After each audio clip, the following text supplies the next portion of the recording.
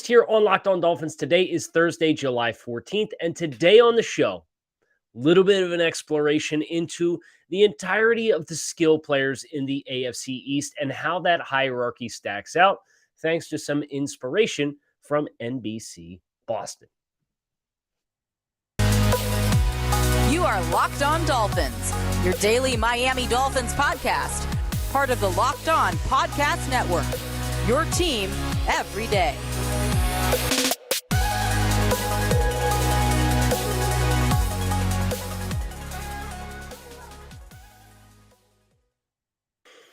What's going on, Dolphins fans? Kyle Krabs, your host here on Locked On Dolphins, lifelong Miami Dolphins fan, director of scouting at thedraftnetwork.com. I want to thank you guys for making Locked On Dolphins your first Miami Dolphins listen of the day. Lots of great Dolphins resources out there. And for those of you who choose to start your day with Locked On Dolphins, sincerest of thank yous. Now, today on the show, I had seen this come through courtesy of Reddit, the Miami Dolphins Reddit. So shout out to that community, which is a community I poke around in time and time again. And it was a clip from a Boston sports talk radio show, and a notoriously homeristic Boston sports talk radio show. And it's like, oh, okay. And as they're going into the lead into the segment, they're talking about Tom Currans stacked the 20 best offensive skill players in the AFC East. And I'm like, oh, that's a fun way to do it. So it's quarterbacks, running backs, wide receivers, and tight ends. No offensive line. And just looking at players who effectively traditionally touch the football. And ranking the AFC East in its entirety from 1 through 20. And I thought that was a very fun exercise. And so I went and searched for it. And then, much to my dismay, I find out Tom Curran actually works for NBC Boston. So you already know what kind of slant his list was going to be. So I read through his list, and I have a lot that I disagree with. So I made my own list. And that's what we're going to go through today. We're going to read the original source material courtesy of Tom Curran, and we'll contrast that with my personal list because the criteria that each one of us chose to use is a little different. So Tom delivers his message to Patriots fans, suggesting that there's good news. The New England Patriots offense is actually pretty deep at the skill positions, deeper than everybody else in his opinion, and that's the first fundamental difference in disagreement that we're going to have. And that was without Jonnu Smith, who's getting $12.5 million per season, or Nelson Aguilar included in that list. Tom Curran stated that he used stats, last year's grades from Pro Football Focus, and a bit of projection to come up with his list that had 5 Buffalo Bills, 4 Miami Dolphins, 4 New York Jets, and 7 members of the New England Patriots. 7, almost half the list. New England Patriots, offensive skill players. Okay. His list was as follows. Josh Allen, quarterback, 1. Tyreek Hill, Miami, 2. Stephon Diggs, wide receiver, 3. I'll stop there because whether you're looking at stats, whether you're looking at PFF grades, whether you're using the criteria that I chose to use, which was I actually watched the film and made my judgment based on the actual execution from my own prognostication of the play on the field. That's pretty hard to dispute 1 through 3. It is. Things get crazy here shortly. But my list also had Josh Allen, Tyreek Hill, Stephon Diggs in that order as the 3 best offensive skill players in the AFC hierarchy. If you have a different list, that does not include multiple Miami Dolphins, knowing that this is Locked On Dolphins, I would love to hear it. Mac Jones comes in at 4th on Tom's list. Mac Jones, for me, was 10th. Mac Jones, in my opinion, when you watch him understand that he executes his offense as it is coached and as it is instructed, but there's a glass ceiling over this kind of quarterback that unless you're able to surround it with the right kind of system, supporting staff, skill players, offensive line, Mac Jones is going to get what's there as the play is designed. And usually that's it.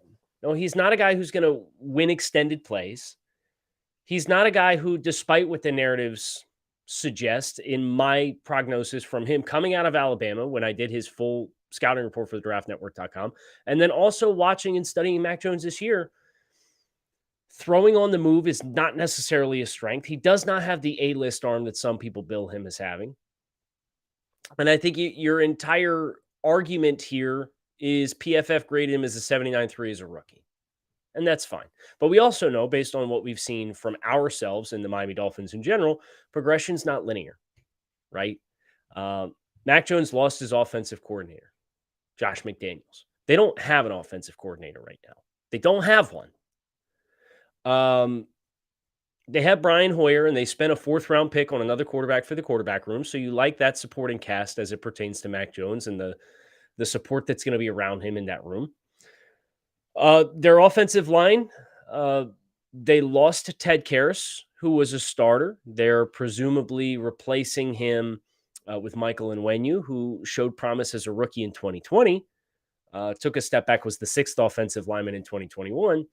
And they also lost Shaq Mason, who they traded to the Tampa Bay Buccaneers and are replacing him with a rookie from Tennessee Chattanooga. Like, I don't know. I don't get how you take a B rookie season from a glass ceiling quarterback and put all that variable in play and say that's the next best skill player in the AFC, especially when the player who Tom had 5, Jalen Waddle, set rookie receiving record for receptions in the NFL history. Did that in 16 games, by the way. Showcased plenty of ability to create with the ball in his hands. Ran routes to all levels of the field. I understand Tyreek Hill might need to reduce production a little bit, but again, that's why you watch the tape, right? So I don't want to get too far ahead of myself. I got to read the rest of Tom's list, and then we'll go back through my list and just know that the list that I'm about to read you is from Tom Curran of NBC Sports Boston, and his prognostication based off the following criteria: last year's stats, overall grades from Pro Football Focus, and projection. 5 Bills, 4 Dolphins, 4 Jets, 7 Patriots. Josh Allen, Tyreek Hill, Stephon Diggs, Mac Jones, 5, Jalen Waddle, 6, Hunter Henry, 7, Hunter Henry, 6, Kendrick Bourne, Patriots, 7, Tua Tagovailoa, 8, Damien Harris, 9th, Mike Gesicki, 10th, Jacoby Myers, Patriots, 11th, Dawson Knox, Bills, 12th, Ramondre Stevenson, Patriots, 13th, Zach Wilson, New York Jets, 14th, Devin Singletary, Buffalo Bills, 15th, Devontae Parker, New England Patriots, 16th, Corey Davis, New York Jets, 17th, Elijah Moore, New York Jets, 18th, Braxton Berrios, New York Jets, 19th, Jamison Crowder, Buffalo Bills, 20th. Lot to digest here, including New England having not just 7, not just more than everybody else, but having Hunter Henry, 6, Kendrick Bourne, 7, Damien Harris, 8, Jacoby Myers, 10. Half of the top 10. And I think if you ask anybody else who can be objective, and that's my goal here is to be objective, but if you asked other people who weren't a Dolphins fan, and if you asked anybody who wasn't a Patriots reporter, and you asked them to do this same exercise, I bet and I would guarantee you this would not be the outcome, which is why I did it myself with the best, honest, most earnest effort that I could possibly put into being objective about the list. And I'm excited about the way that my list turned out. It did have 6 Patriots on it, and it had Patriots at 5 and 6. But then the next Patriot was 10. So I had 2 less players in my 10 than what the original list did. Had 6 Patriots, 6 members of the Miami Dolphins, 5 members of the Buffalo Bills, 3 members of the New York Jets. So we're going to get into that next on the show, but not before you guys level with me. We've all been in this situation at some point in our lives when we're a little tight on cash. Maybe you could only afford to put a few gallons of gas in your tank, or you had another save to date and you're wondering how you're going to be able to afford a gift for yet another wedding. That's where Dave can help. Dave is the banking app that can help you get up to $500 instantly with extra cash. That's more money to fill your tank, buy a wedding gift, or catch up on bills. You can finally tackle those expenses that have been stressing you out without any hangups. There's no interest, no credit check needed. Millions of people already download the Dave app to get financial relief that they need with extra cash. So if you're in a pinch and need some extra help, download Dave and think of it as a helping hand from future you. Download the Dave app from the App Store right now. That's DAVE. Sign up for an extra cash account and get up to $500 instantly. For terms and conditions, go to dave.com/legal. Instant transfer fees apply. Banking provided by Evolve, member FDIC. Future you will thank you. So, as I said in the first segment, Josh Allen, Tyreek Hill, Stephon Diggs, done. Top 3 skill players, offensive players who aren't offensive linemen to touch the football. That's hard to argue with. Jalen Waddle is my 4th ranked player. Jalen Waddle obviously put up 1,000 yards last season, 104 receptions, led the team in receiving touchdowns. And the whole deal around Jalen, the whole perception around Jalen was, oh, well, he never really produced at college. It's like, yes, you got to look at the environment that he was in. You got to understand that he played in 4.5 games his final season, and he was hurt for amidst of that, and he was hurt for the game that he came back in the championship game. But the impact that Jalen Waddle brings to the field, or brought to the field last year, and brought to the field at Alabama, is the spacing. And this was another thing. If you listen to yesterday's show, this is how football all ties together. This is why I love it. Yesterday's show, I talked about a coaching clinic lecture that I was listening to from Brian Ferentz of the University of Iowa, offensive coordinator. And he was giving this lecture about running wide zone. And he referenced Dub Maddox, who's another great resource. He's a high school coach, I think, down in Texas. And he said, Dub Maddox, one of his lines is the offense can only ever dictate 2 things on any given play. You can only ever dictate 2 things. You can dictate time and you can dictate spacing. So time, you can go from a tempo perspective. You can go from a play speed perspective, your time from snap to snap. But you can also offensively dictate time with speed. And you can dictate spacing with alignment. And you can dictate spacing with speed. A lot of the unseen value in players like Jalen Waddle and Tyreek Hill. And yeah, you need a quarterback who can command that respect from defenses as well. But it's the spacing that defenses are going to play you with because they are fearful of the explosive play. Explosive plays are one of the number 1 ways to flip a game script on its head and consistently score points. Explosive plays. And guys like Tyreek Hill, guys like Jalen Waddle, they are capable of manufacturing explosive plays. So teams play them in a certain way to prevent that from happening. And what that allows for everybody else offensively on the field is some of the value in Jalen Waddle. So that's how you get some of it's also scheme and play design. But that's how you get 104 catches for 1,015 yards, especially in a Dolphins offense that was as one-dimensional as it was last year. Jalen Waddle's value to Miami and Jalen Waddle's value to Alabama when he was there far transcends how many catches did he have.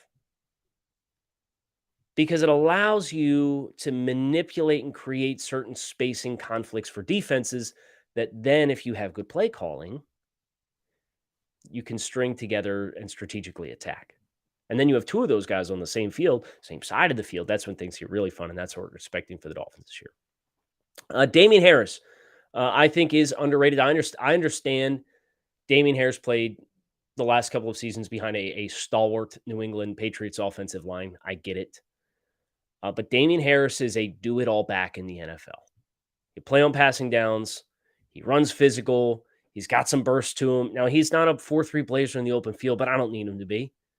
And that's why he's 5th. As far as identifying like a pillar piece, Damien Harris, for my money, is the guy who's the straw who stirs the drink. Now, New England also has Ramondre Stevenson, who, if you followed Locked On Dolphins in the build up to the 2021 draft, we were all about that life, and that didn't happen. They drafted Pierre Strong this year, so you would expect, okay, maybe they're bracing and softening the blow of Damien Harris is in contract year. Maybe they're going to let him go. And if they do let him go, Damien Harris is going to get paid because he's a damn good football player. He's 5th on my list as far as skill players in the AFC and the best of the New England Patriots. I do have Hunter Henry of the New England Patriots 6th. So Buffalo, Miami, and New England all get 2 players of representation in the top 6 of my list. And this really stems from the fact that Hunter Henry as a red zone target, Hunter Henry as an inline player who can also flex out and can run routes to all levels of the field, uses his physicality to bump and create space. He's a very well-rounded player. But the fact that he can play inline is what separates him and block and be a mismatch player is what separates him and puts him at 6th versus Mike Gesicki, who is 7th on my list. So I do have Hunter Henry as the top tight end in the AFC. I think that is one thing that Tom Curran got right. And his production was very high as far as getting into the end zone. And that comes down to being able to play in positions. Again, this is an unseen consequence of your skill set. Being able to play in positions that do not tip off the intentions of your team. So Hunter Henry, being a little bit more of the traditional inline guy, is just enough. Football is a game inches, right? Mike Gesicki 7, we know all about him. I have Gabe Davis of the Buffalo Bills at 8.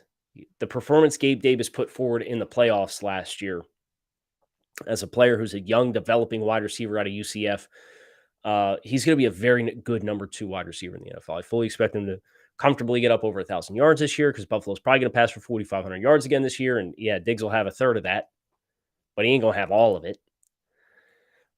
Gabe Davis, another big-bodied physical guy. He's fairly loose for being a bigger guy. And he has really elevated his route running ability. When he first came out of UCF, he was much more of a height, weight, speed, just get down the field and be bigger and more physical than guys and have some burst to you.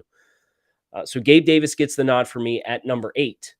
Our second quarterback in the division does come off the board here at number 9 on my list of the top 20 skill players in the AFC East. That is Tua Tagovailoa. I've talked a lot this offseason about the dynamics of Tua Tagovailoa versus Mac Jones, where their strengths and weaknesses are.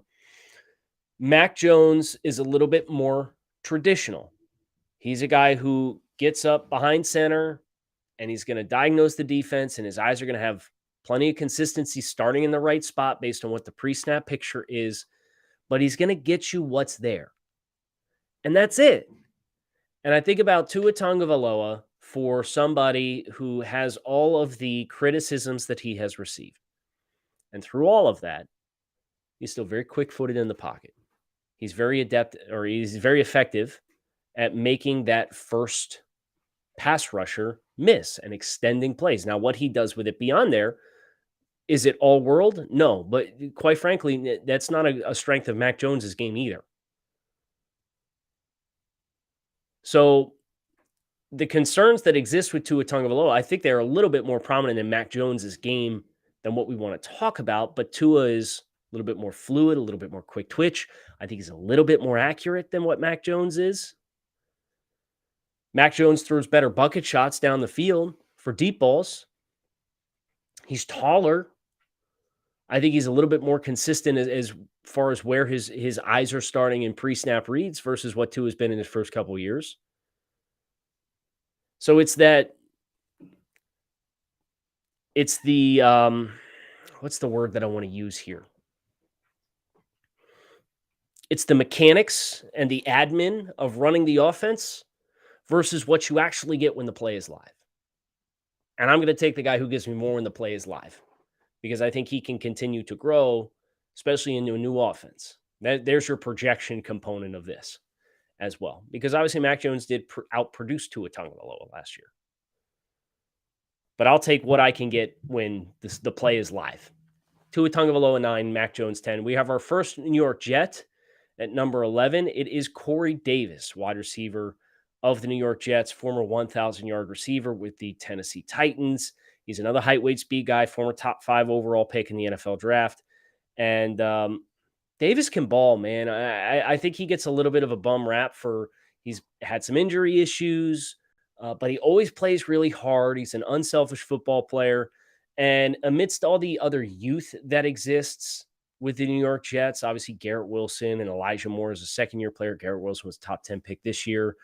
They got a rookie running back that they're expected to take over. And Zach Wilson was not good. Zach Wilson had bad process and bad results versus at BYU. He was a player I thought who showed a lot of physical tools, a lot of the things that we just got done talking about. And he's got better physical tools than either Mac Jones or Tua Tagovailoa. But he was procedurally, and that was the word that I was looking for, procedurally, so bad last year. And you have to tame the stallion here. You know, these Shanahan-style offenses, and they have LaFleur as their OC. It's very much predicated on you read from the bottom up. You know, a lot of your throws are quick and timing, and you got to make sure that your eyes are in the right spot immediately to get the ball out on time. And Zach's holding the ball, and I know he came back from injury, and Jets fans will point to what he did after the injury and say, "Oh, well, yeah, he got better," and yeah, he did, and he was still bad, for being honest. So, I think all those conditions combined for me to give Corey Davis a little bit of the benefit of the doubt. Kendrick Bourne is at number 12. This is our next New England Patriots. So through 12 picks, we have 1, 2, 3 Buffalo Bills. We have 1, 2, 3, 4 Miami Dolphins. We have 1 New York Jet, and then we have 1, 2, 3, 4 New England Patriots. Kendrick Bourne, leaner guy, but he gets down the field. He tracks the ball well. He's kind of an explosive play type receiver. And he pairs with the kinds of throws that Mac Jones does throw, those longer developing kind of bucket shots when he gets time in the pocket, very well. And he was a productive player last year. I think he had close to 1,000 yards from scrimmage. So I do want to acknowledge Kendrick Bourne as a really good football player. And he comes in at 12 on my list, a little bit lower than where he came on Tom Currans' list. CJ Uzomah, tight end, New York Jets, is at 13. This is our third tight end. Uzomah was a really good player for the Cincinnati Bengals. And going into New York, I think he's going to have an opportunity to get a little bit better target share than what he had to deal with when he was the tight end amidst Jamar Chase and T. Higgins and Tyler Boyd and Joe Mixon. Like, he's the fifth best target in the passing game at best. And sure, Breece Hall is probably going to get some targets out of the backfield. Michael Carter's probably going to get some targets out of the backfield. And yeah, you got 3 physically talented receivers, but one's a second-year player, another one's a third-year or a first-year player. I think Uzomah's going to get a little bit more run. Chase Edmonds at 14, Miami Dolphins. The actual rushing production hasn't really jumped off the screen at you, but his ability in the passing game and his ability to be a two-way threat, I certainly think warrants a spot on this list. And he's behind Damien Harris, and that's it.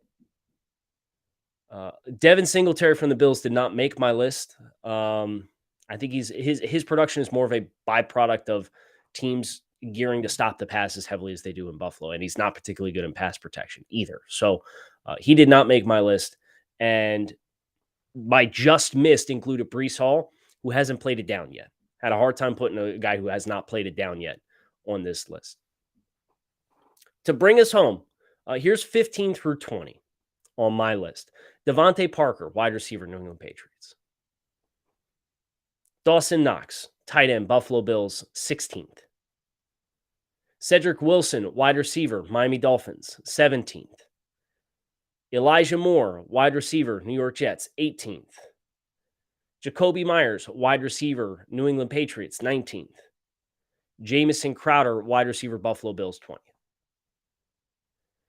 Now, I do think out of that group of guys, based on opportunity, Elijah Moore probably has the most upward mobility, depending on the step that he takes forward. I think Cedric Wilson, just based on playing amid 2 number 1 receivers and a run-heavy offense, Probably will not see the receiving production that he had last year in Dallas, but you'd expect him to make big plays when he gets opportunities based on what he did in Dallas last year when Michael Gallup went down and they needed somebody to step up, and he did that. Dawson Knox, if they ever choose to involve the tight ends in the offense, and it sounds like they're going to be a little bit more 12 personnel as a group based on my discussions with Joe Marino. So it sounds like Dawson Knox also has some upward mobility. I think Devontae Parker at 15 is probably on a glass ceiling. Jamison Crowder at 20 is probably on a glass ceiling. How high can those guys get if we did this exercise again at the end of the year? I don't know. They could probably challenge Corey Davis as like that second tier of wide receivers that goes Davis, Kendrick Bourne, and then Devontae Parker 15. Like, I would not be surprised if Elijah Moore and Dawson Knox kind of get up into the top half of the bottom 10 in this group when it's all said and done. So that's my list. And it's my best effort to remain objective. Again, it included 6 New England Patriots, 6 Miami Dolphins, 5 Buffalo Bills, and 3 New York Jets. 3 players apiece from New England, Miami, and Buffalo in the top 6. In the top 10, you had 1, 2, 3 Buffalo Bills, 1, 2, 3, 4 Miami Dolphins, and not a math guy, but that would mean there's 1, 2, 3 New England Patriots. So from a top 10 perspective, Miami's got the best group. From a top 3 perspective, Buffalo's got the best group. From a top 20 perspective, New England and Miami tied with 6. Buffalo, of course, though, having 2 of those top 3 certainly gives them the advantage, especially when one of those is the quarterback in Josh Allen, who sits number 1 overall. I hope you guys enjoyed this exercise. This was a fun one for me to kind of sit down and be inspired by somebody else's content, kind of come up to a response to it. We certainly use different criteria. Tried to make my decisions based off the education of the film and let their play kind of dictate what exactly they brought beyond just production and the grade from Pro Football Focus as well. So fins up. Make it a great Thursday. Keep it locked in right here on Locked On Dolphins. Plan on talking to you guys again tomorrow. Let's have a